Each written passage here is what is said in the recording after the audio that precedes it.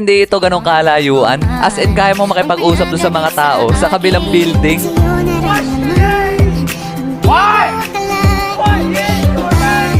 Naging talamak pangaligawan dati doon sa katapat na building namin na yun. As in, nagliligawan yung mga klasiko at yung mga naando sa katapat ng room namin. Yun yung usong-uso doon dati. Kasi hindi lang yung section namin ang nagawa nun. Halos lahat. Talaga namang maya-maya ay may maririnig ka na lang bigla na nagsisigawan ng pick-up lines. May mga nag-I love youhan pa nga gamit ng sign language na sila din na nag-imbento. Para nga sila mga ninja sa mga pinaggagawa nila na yun. Madami pa nga sila mga pinaggagawa nun. Habang ako, parang kulangot lang dun sa ledgi kasi hindi ko kaya yung mga pinaggagawa nila. Feel ko kasi nun parang sobrang bata ako pa para magkajowa. Pero meron ako nung 2 tropa na kasama din sa mga nanliligaw dun sa taga-katapat namin na building. At simula nung napasagot na nila yung mga nililigawan nila sa kabilang building, ay dito na nagsimula yung mga hindi inaasahan na pangyayari.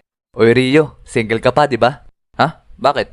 Ngiting may binabalak kayo ah. Di pre, baka gusto mo kasi magkajowa. Hehe. Kaya nga pre, may rereto kami sa'yo. Sira ulo, hindi naman ako nagpapahanap ng jowa. Yung naging GF kasi nung 2 kong tropa mga repa ay magkaibigan at meron pa silang isa pang kaibigan na babae at yun ang nirereto ng 2 kong tropa sa akin. Ano pre, gawin mo ng GF para pa magde-date magkakasama tayong 3.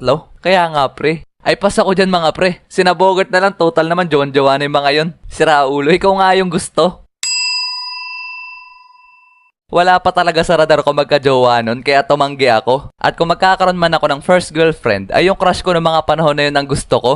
At pagkatapos nun, ay biglang kumalat yung balita na nagkakagusto daw sa akin si Moana. Di niya tunay na pangalan. As in, kinabukasan, pagpasok ko ng classroom, ay biglang nagtingin na sa akin yung mga kaklase ko.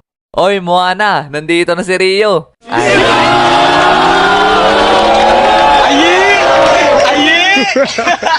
Talaga namang, oh my God. Gusto ko na lang maglaho na parang bula noong mga oras na yon. As in, gabutil yung pawis ko sa hiyanon. At pagkatapos nun, ay hinilan nila si Moana papunta dun sa kanilang bintana. Tapos nagkatinginan kami. Kau bilang kau tuh paling wanita dua bikin salah tingkah saja kau pemanis bikin salah.